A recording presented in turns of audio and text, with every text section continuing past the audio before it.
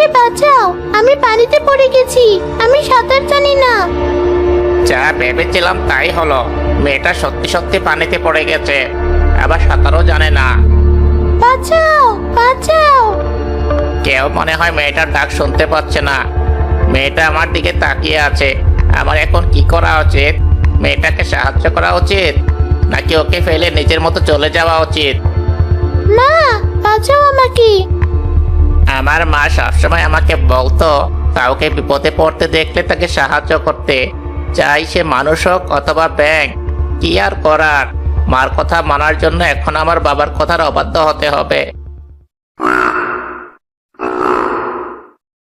এভাবে কে ডাকছে? ব্যাং। ব্যাঙ আবার এভাবে এত জোরে ডাকতে পারে? মনে হচ্ছে আমাদের পুরো গ্রামকে ওর ডাক দিয়ে কাঁপিয়ে ফেলছে। চল তো শব্দটার কাছে গিয়ে দেখি আসলে কিসের ডাক এটা।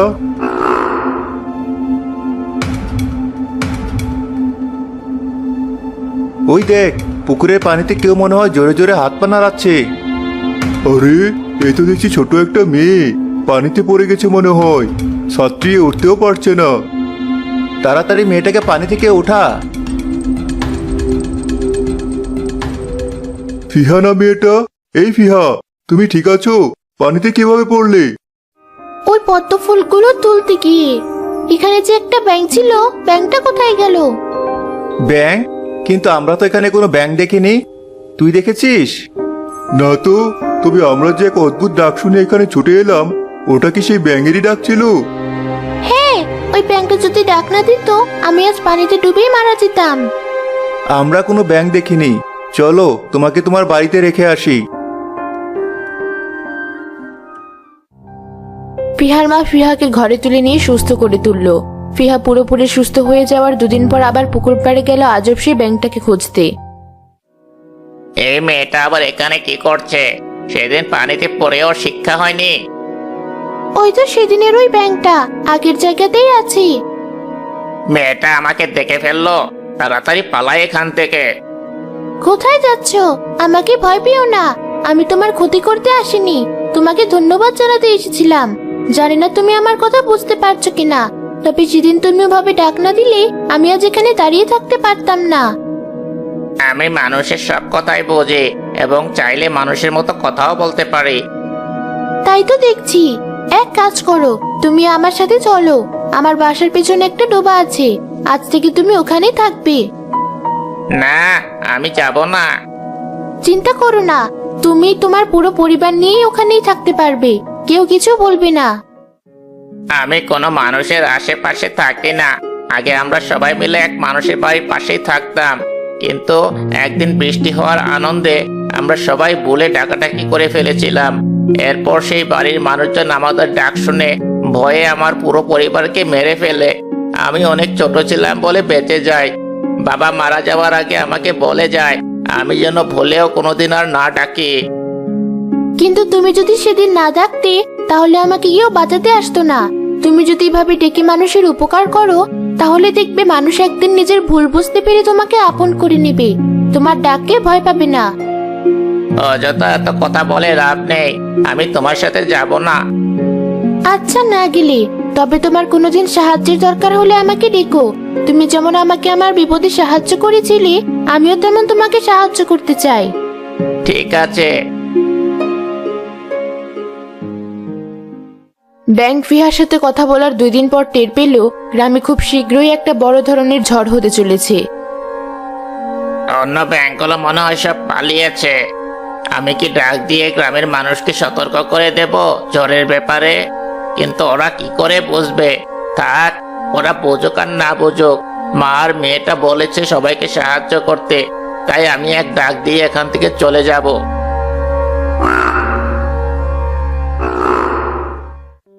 সেই ব্যাংকটা আবার ডাকছি, ওর কোনো বিপদ হলো না তো? গিয়ে দেখি তো। কোথায় যাচ্ছিস ফিহা? কেবলই বাইরে থেকে কিসের যেন একটা ভয়ানক ডাক শোনা গেল। তুই এখন বাইরে যাস না।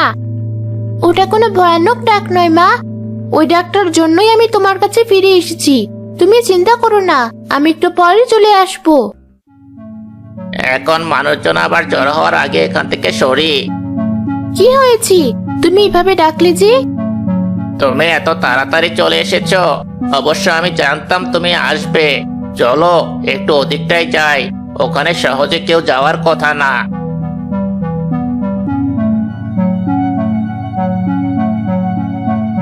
আসলাম, এবার বলো কি হয়েছে? কাল এই গ্রামে অনেক ঝড় বৃষ্টি হবে, নদীও ভাঙতে পারে। তুমি সবাইকে সতর্ক করে দিও, তারা যেন তাদের গবাদি পশু আর ফসলগুলো উঁচু জায়গায় রাখে। ঠিক আছে, কিন্তু তুমি কোথায় আশ্রয় নিবে? আমি জানি আমি কোথায় গেলে সুরক্ষিত থাকব। তুমি যত দ্রুত সম্ভব গ্রামবাসীকে সতর্ক করে দাও। আর এই নাও, তোমার জন্য পাতা দিয়ে এই ছাতাটা বানিয়েছিলাম আমি। যত জোরে বাতাস আর বৃষ্টি হোক না কেন, এই ছাতার কিছুই হবে না। ছাতাটা অনেক সুন্দর, তোমাকে ধন্যবাদ। তুমি এখন যাও, আমি সবাইকে সাবধান করে দিচ্ছি। ফিহা, তুমি এখানে? একটু আগে অদ্ভুত একটা ডাক শোনা গেল। তোমাকে বাঁচানোর সময়ও এমন ডাক শুনেছিলাম আমরা। তখন তুমি একটা ব্যাঙ নাকি কিসের কথা যেন বলেছিলে। এখন বলতে পারবে ডাকটা কোথা থেকে আসলো? আমি তো এমনি তখন ভুলভাল বলেছিলাম, তবে ডাক শুনে আমার মনে হলো কাল পরশু গ্রামে ভয়ানক ঝড় বৃষ্টি হবে। হা হা হা হা, কি যে বলো না, ডাক শুনে বুঝে ফেললে ঝড় বৃষ্টি হবে? এমন সুন্দর আবহাওয়া এটা কখনোই সম্ভব না।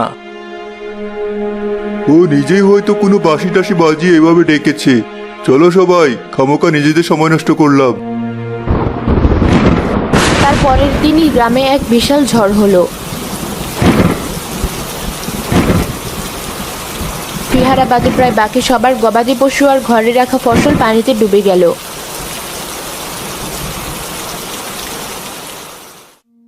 কেন যে সেদিন তোমার কথা শুনলাম না, তাহলে আজ আর এই দিন দেখতে হতো না। এরপর আবার যদি আমরা ওই ডাক শুনি, তখন তুমি আমাদেরকে যা করতে বলবে তাই করব আমরা। দেখুন সাধু বাবা, কথা নেই বার্তা নেই, হঠাৎ আচমকা এক ঝড় এসে সব শেষ করে দিল। আপনি বেশি করে এই গ্রামের উপর আপনার শুভ দৃষ্টি ফেলে যান। ওই তো সেই ডাক, তার মানে ব্যাঙ আবার ফিরে এসেছি। দাঁড়াও, আমরাও যাচ্ছি তোমার সাথে। না, আপনাদের কোথাও যেতে হবে না।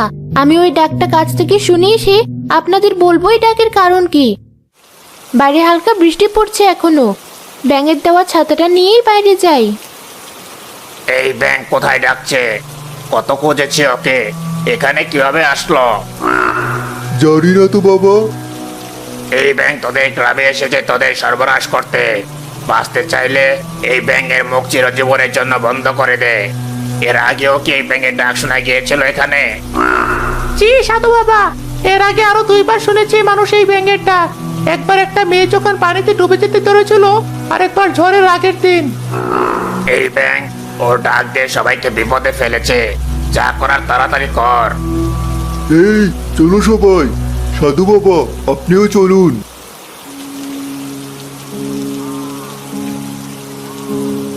কি হয়েছে? তুমি এভাবে ডাকছো কেন? একটা তো সংবাদ আছে, আগের ঝড়ের পর আজ সন্ধ্যায় আবার ঘূর্ণিঝড় হবে। তুমি সবাইকে সতর্ক করে দাও।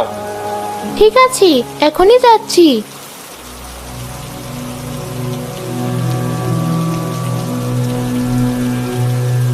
ওই তো ব্যাঙটা, জালটা ফেল তাড়াতাড়ি।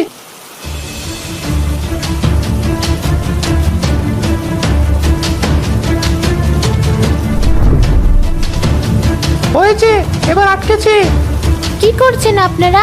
ও কিভাবে আটকাচ্ছেন কেন? এই ব্যাঙের জন্য আমাদের গ্রামে এমনিতেই বড় এক ঝড় এসেছে। ওকে না মারলে এমন ঝড় আরো আসবে, তাই ওকে মারতে এসেছি।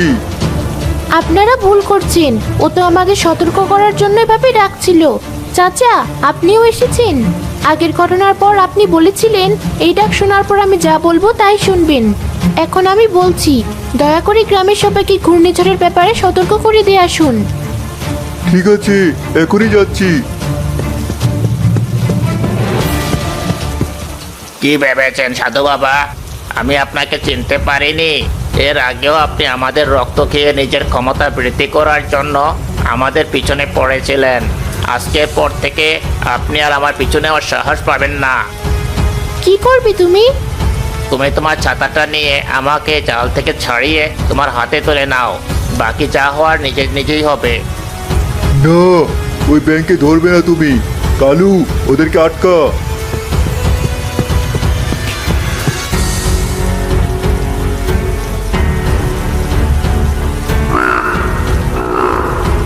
এ কি, ওই হতচ্ছাড়া ব্যাঙ আবার ওর বেসুরা গলায় ডাক শুরু করলো কেন? চারদিকে হঠাৎ এমন অন্ধকার হওয়া শুরু করলো কেন? আর এত বাতাস কোথা থেকে আসছে? এই বাতাসটা আমাকে উড়িয়ে নিয়ে যাচ্ছে। গাছ থেকে ধরে আমি দাঁড়িয়ে থাকতে পারছি না, কেউ আমাকে বাঁচাও। ফিহা আর সেই আজব ব্যাঙ ছাতেরা নিয়ে ঝড়ের মধ্যেও দিব্যে দাঁড়িয়ে রইল, আর তাদের সামনে থাকা তিনজনকে ঘূর্ণিঝড়ের ভেতর উড়ে যেতে দেখলো। আজ থেকে আমি তোমার সাথে থাকবো। যে ভয় দেখিয়েছি, ওই লোকগুলো আর আমার পিছনে আমার কথা চিন্তাও করবে না। ঠিক আছে, চলো।